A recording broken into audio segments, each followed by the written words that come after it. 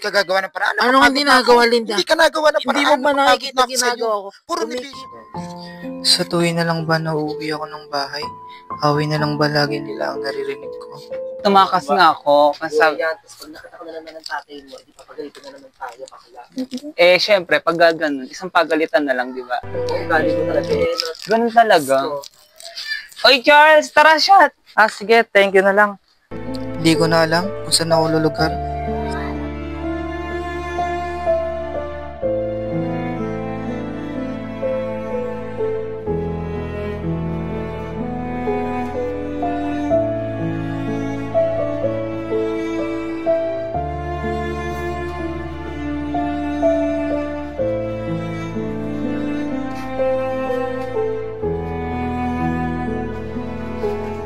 Sa bahay ano magagawa ng bisyo mo? Hindi mo nakikita yung kasi hindi mo naiintindihan yung pahit na renta, hinahabol na tayo. Ikaw babae.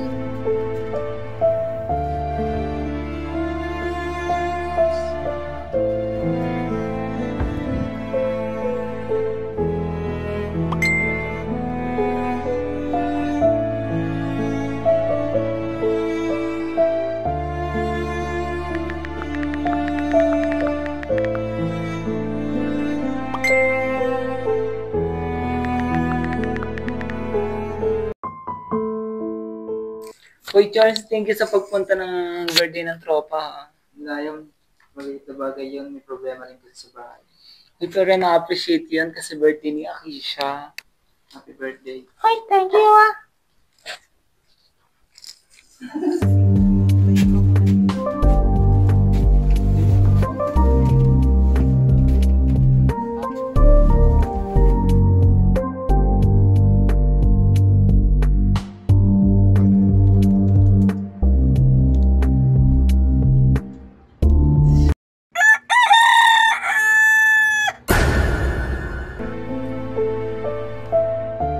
Teka, anong nangyari? Bakit nandito ako? Anong nangyari ba sa amin? Bakit wala kaming suot?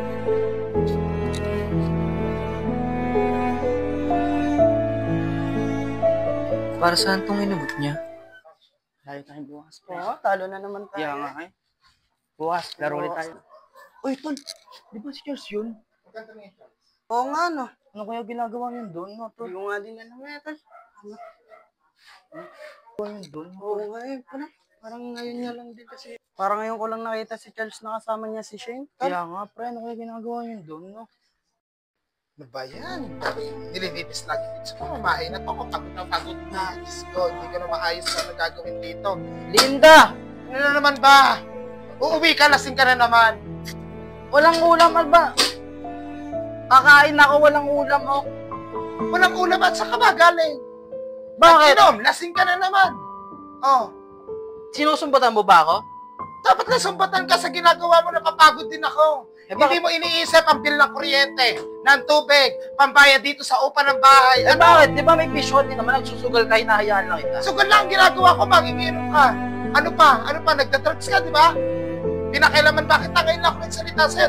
Dadating ka, kakain ka, lahat na pinoprovide ko sa pamamahay na to, pero wala kang ginagawa. Sinusumbatan mo ba ako? Ba't di maghanap buhay ka, hindi yung lahat ako dito sa loob ng bahay. Nakakapagod ka din, di ba? Hindi na tayo kukuha ng pambayad ng kuryente, ng tubig, ng upa ng bahay. Puro inom na lang ginagawa mo, napapagod din ako. Tay, tama na yan. Ito, pang dagdag sa gustusin natin sa bahay. Tama na yan. Buti pa anak mo nakapagbigay sa akin na ikaw. Anong ginawa mo? Mag-inom na lang mag-inom. May mapapala ka pa sa pag-inom mo pag nagkasakit ka. Oh, edi kayo na. Kayo ng bida. Magaling kayo, Hindi di mo na ba? naiisip. Ayun na, oh. Ako na Oo, walang lumayas ka na. Wala naman kami mapapala Oo. sa'yo. Wala kami mapapala sa'yo. Ikaw na.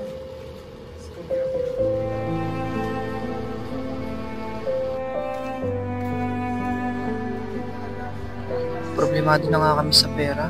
Susugal pa rin si nanay.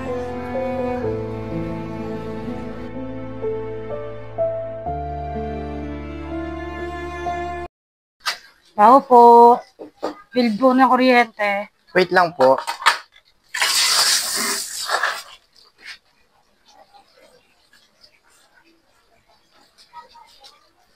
Ano po yan? Sige po, thank you po.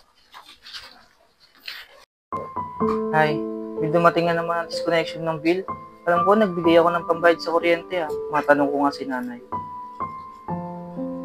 Nay, akala ba nabayaran mo na yung bill ng kuryente? Oo, nagbayad na ako Nagbayad ka na? Ano tong dumating? Yan, tignan mo. Nak, pasensya ka na. Isubol ko yung perang pambayad ng kuryente natin. Pasensya ka na, Nak. Nak.